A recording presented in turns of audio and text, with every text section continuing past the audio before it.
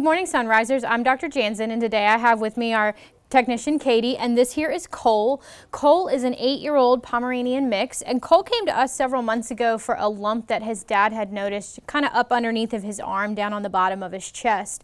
And when we went in and initially felt the lump, we thought maybe it might be what we call a lipoma, which is a benign or non-cancerous little fatty tumor.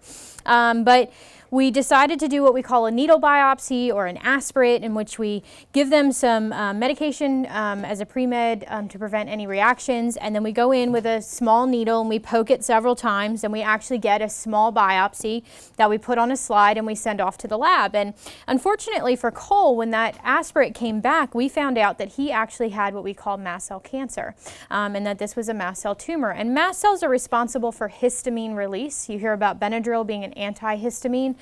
These tumors produce an excess of the cells that are responsible for histamine release.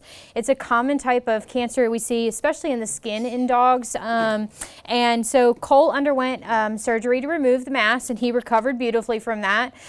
He wore a cone of shame for about 14 days. He had some stitches, and ever since then he's been doing great. But Dr. Emerson actually developed a regime for patients with mast cell cancer, and Katie's very familiar with mast cell cancer. Her dog actually has it as well, and so it's a combination of Benadryl, Pepcid, and Claritin that your pet will take once or twice a day, and they stay on this regime for life. And essentially what this does is it lessens the histamine response within the body, and the goal is to decrease the amount of tumors that the dogs actually produce. We have another patient that came in with over 30 mast cell tumors on her body. We started her on this regime, and we actually reduced those down to just several tumors that we were later able to remove. So Cole, stay on this mast cell regime. We recommend that any time that you see your pet has a lump or bump, that you bring them in, let us look at it, let us get that cytology, and make sure that in cases like this that it isn't something more that needs to be taken care of. Give us a call. I promise your pets will thank you.